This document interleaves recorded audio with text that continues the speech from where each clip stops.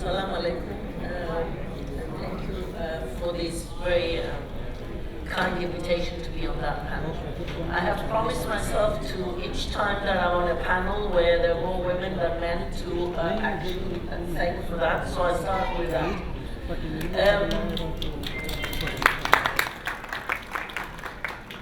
The title of the panel, The Impact of Closing Borders to Afghan Refugees.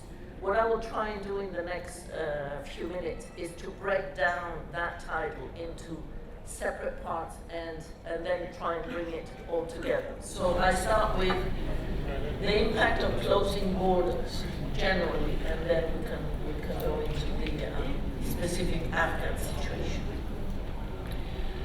As can be observed anywhere where there is a border that suddenly closes, even if we assume that 50% of the products were on one side of the border, 50% of the products on the other, and 50% of the customers or the markets or the people buying those products are on either side of the border. When there's a closure, there is a definite disruption of the market forces.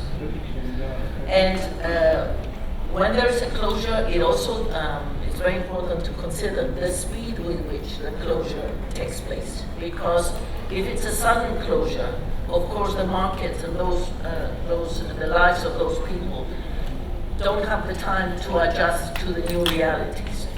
So when we're talking about the closure of the Afghan border, that was done quickly, and I think time for adjustment is still necessary.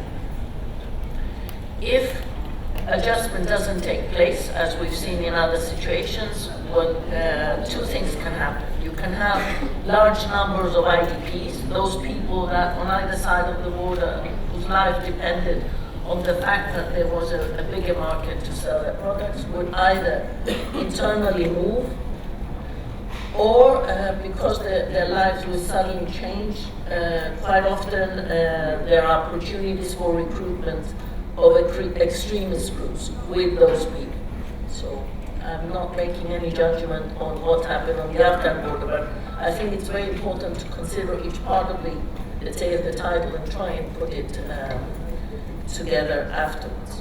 So the next point I would like to raise is Afghanistan and the humanitarian situation, because in order to see what potentially could be the effect on this side of the border, it's very important to see what's happening within the country.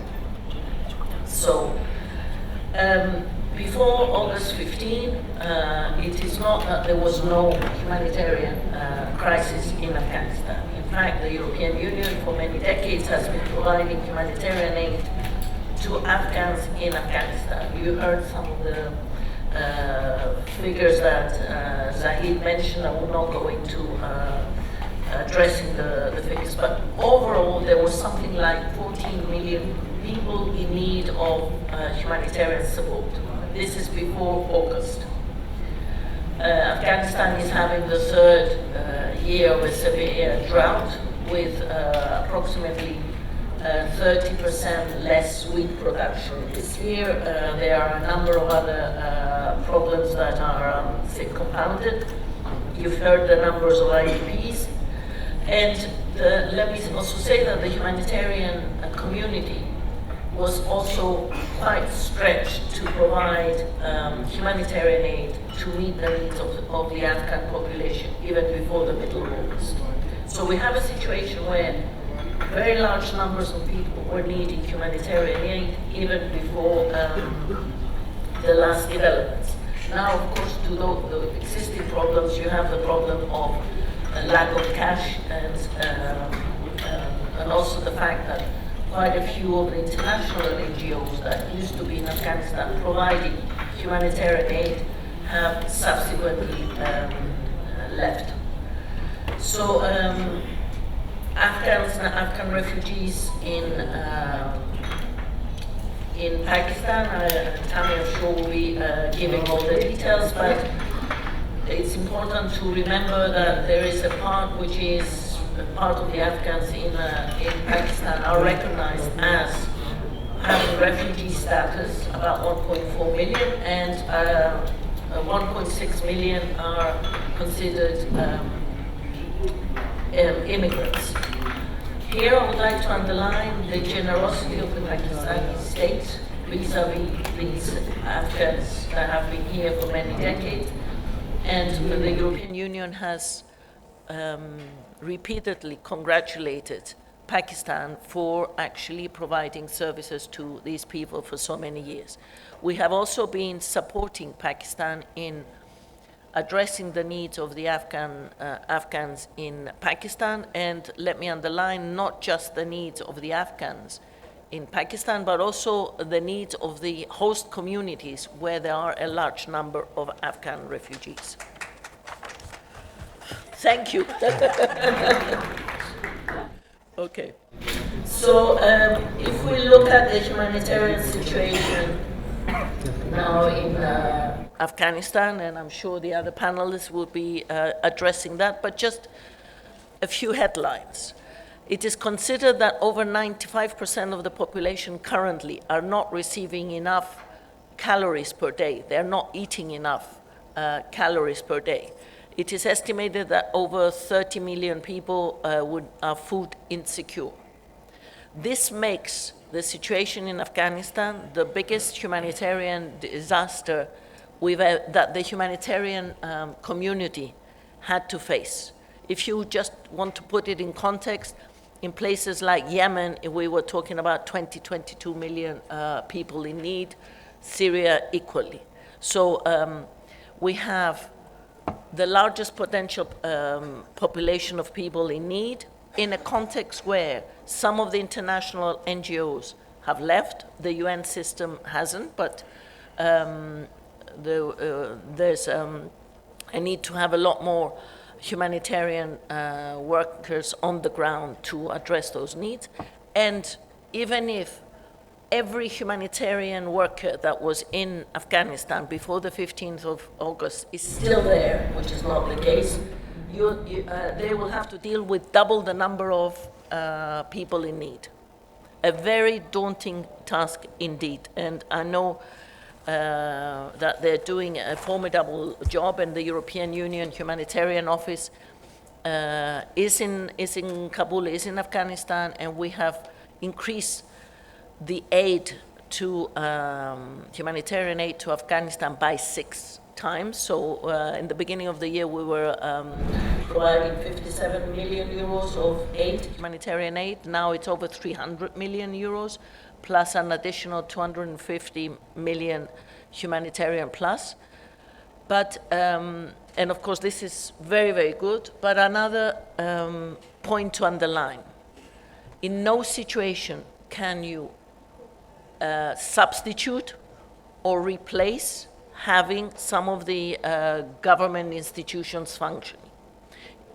Again, an example, only 15% of the healthcare facilities in Afghanistan are currently functioning. If you're providing humanitarian aid in healthcare, you depend on those healthcare facilities functioning in order to distribute the medicine, in order to have the nurses and the other staff that you might need to have there. So an additional complication. And over and above that, if you're distributing aid, particularly to women and children, in the cultural context of Afghanistan, you absolutely need, and I underline absolutely need, women humanitarian aid workers. A very poor, let's say, in the context of an African country, for example, if you have a mother, widow mother with lots of children, she can go and ask for help, she can move around, she has no cultural limitations to actually approaching some of the international humanitarian aid workers. In the context of Afghanistan, it's very important that you have a woman humanitarian aid worker, and even some of the ones that were there may be more restricted in providing aid. So, which brings me to another facet of closing the borders. closing the borders fully. Is there no people coming across the border? There are reports that potentially people are coming over the border. It is unknown what numbers we're talking about and how they're coming over. And let's assume that borders are fully closed. My previous job before coming to Pakistan as ambassador here, I was director for humanitarian aid of the European Commission. And I have seen situations, and very, very closely, the Rohingya situation, the Rohingya exodus into Bangladesh. First reaction of Bangladesh, we will close the borders. They maintained this position for a certain period of time, and then they could no longer maintain this position. Another example, South Sudanese refugees into Uganda. Again, there were 1 to 2 million people. First reaction of Uganda, we will close the borders. People started moving, there was a closing of the border, they had to open at some point. Third example, Venezuelans into Colombia. So one from Asia, one from Africa, one from Latin America. Same gut reaction initially from Colombia. We will not open the borders, we don't want these refugees here. People started congregating at the border points. At some point, Colombian refugees, Venezuelan refugees were allowed into Colombia.